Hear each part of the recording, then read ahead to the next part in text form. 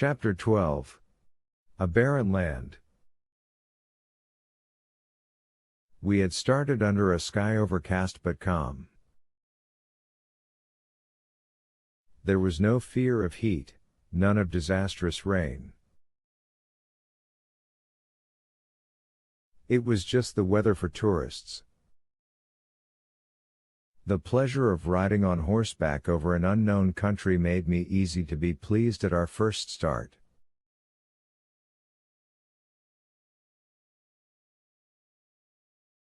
I threw myself wholly into the pleasure of the trip, and enjoyed the feeling of freedom and satisfied desire.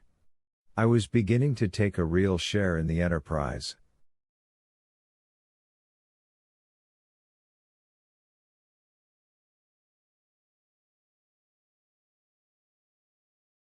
Besides, I said to myself, where's the risk? Here we are traveling all through a most interesting country. We are about to climb a very remarkable mountain. At the worst we are going to scramble down an extinct crater.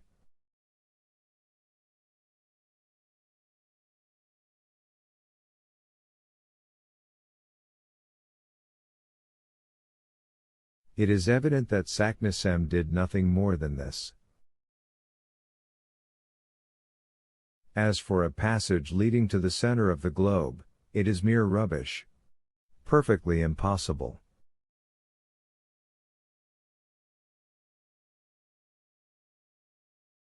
Very well, then, let us get all the good we can out of this expedition, and don't let us haggle about the chances.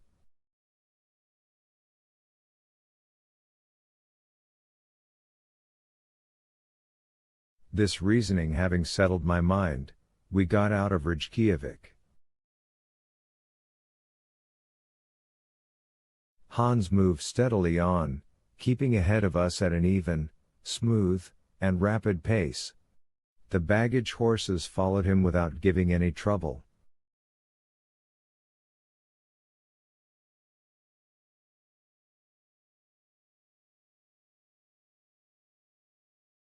Then came my uncle and myself, looking not so very ill mounted on our small but hardy animals.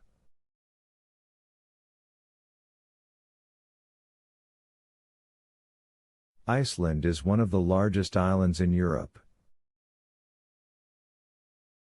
Its surface is 14,000 square miles, and it contains but 16,000 inhabitants.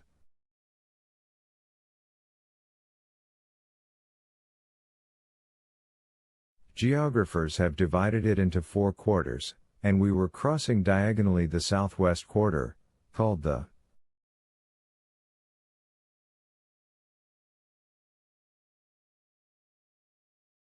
Sydvesterfjordunger.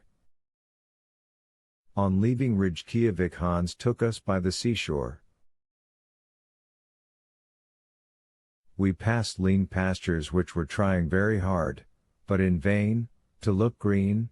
Yellow came out best.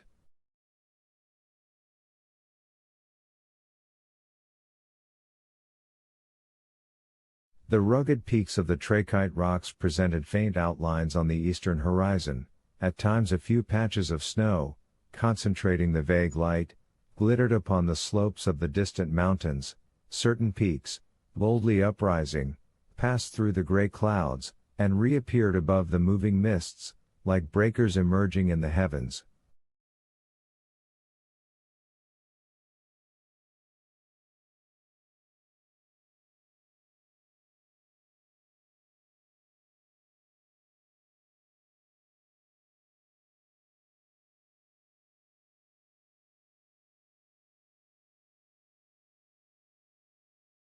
Often these chains of barren rocks made a dip towards the sea, and encroached upon the scanty pasturage, but there was always enough room to pass.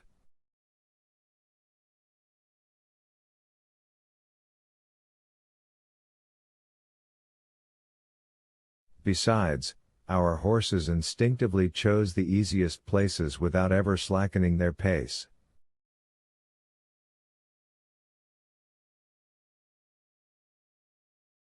My uncle was refused even the satisfaction of stirring up his beast with whip or voice.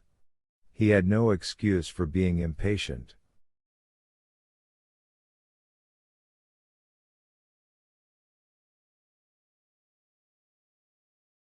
I could not help smiling to see so tall a man on so small a pony, and as his long legs nearly touched the ground he looked like a six-legged centaur.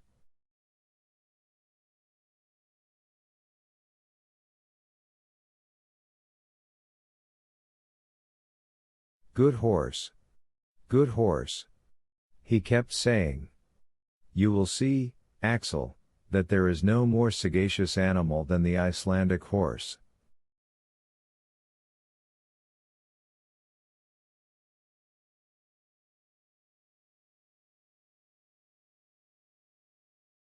He is stopped by neither snow, nor storm, nor impassable roads, nor rocks, glaciers, or anything. He is courageous, sober, and sure-footed. He never makes a false step, never shies.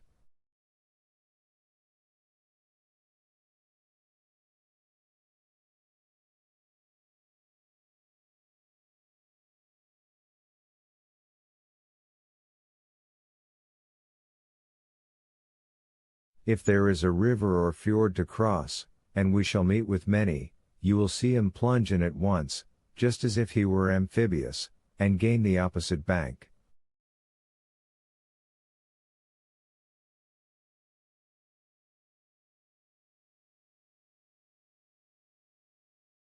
But we must not hurry him, we must let him have his way, and we shall get on at the rate of 30 miles a day.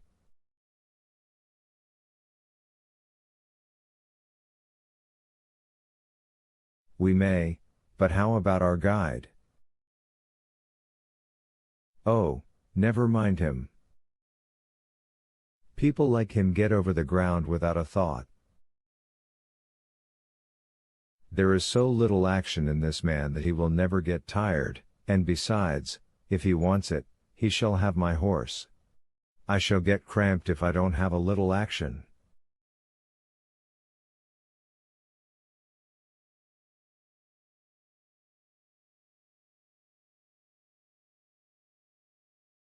The arms are all right, but the legs want exercise. We were advancing at a rapid pace. The country was already almost a desert. Here and there was a lonely farm, called a boar, built either of wood, or of sods, or of pieces of lava, looking like a poor beggar by the wayside.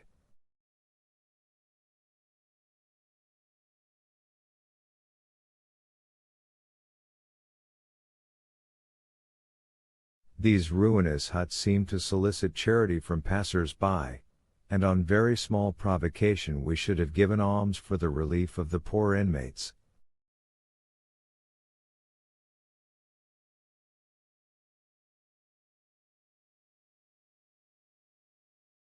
In this country there were no roads and paths, and the poor vegetation, however slow, would soon efface the rare traveler's footsteps.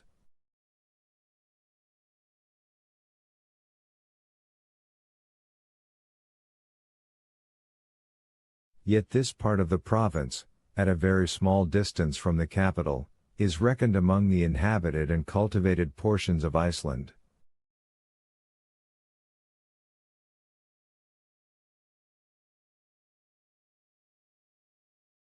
What, then, must other tracts be, more desert than this desert?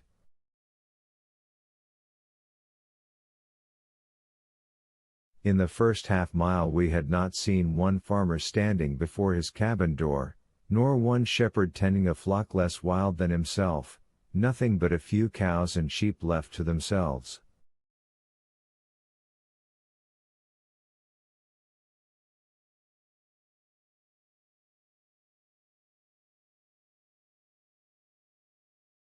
What then would be those convulsed regions upon which we were advancing, regions subject to the dire phenomena of eruptions, the offspring of volcanic explosions and subterranean convulsions?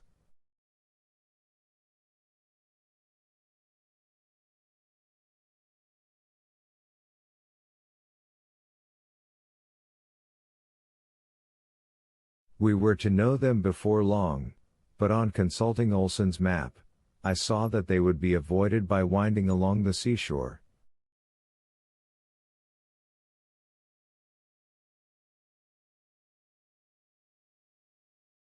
In fact, the great plutonic action is confined to the central portion of the island. There, rocks of the trappean and volcanic class, including trachyte, basalt, and tuffs and agglomerates associated with streams of lava, have made this a land of supernatural horrors.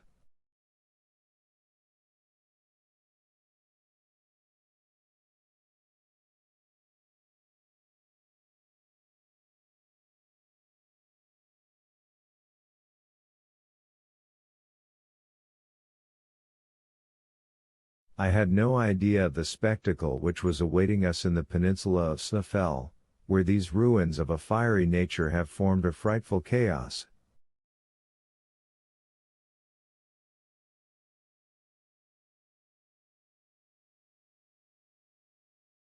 In 2 hours from Reykjavik we arrived at the Burg of Funes, called Olkirkja, or principal church.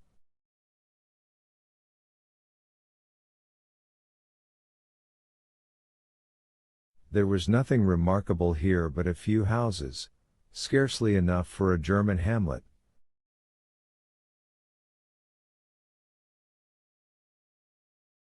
Hans stopped here half an hour. He shared with us our frugal breakfast, answering my uncle's questions about the road and our resting place that night with merely yes or no, except when he said Gardar.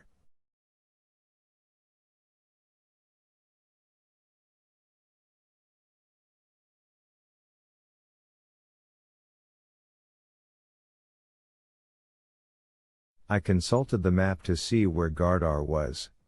I saw there was a small town of that name on the banks of the Hvalfjord, 4 miles from Reykjavik.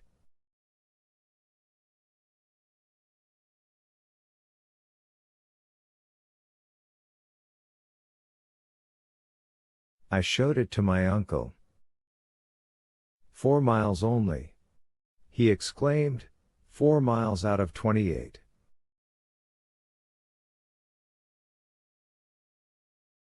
What a nice little walk. He was about to make an observation to the guide, who without answering resumed his place at the head, and went on his way.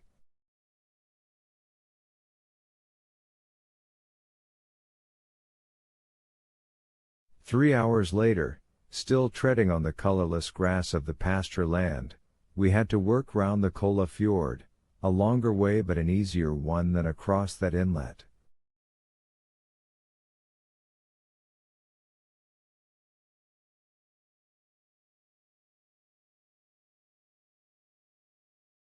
We soon entered into a ping tower or parish called a Julberg, from whose steeple 12 o'clock would have struck, if Icelandic churches were rich enough to possess clocks.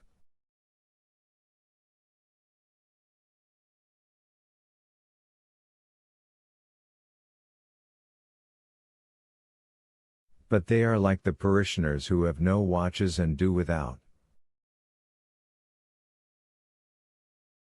There our horses were baited, then taking the narrow path to left between a chain of hills and the sea, they carried us to our next stage, the Olkirkja of Brantar, and 1 mile farther on, to Sorbor.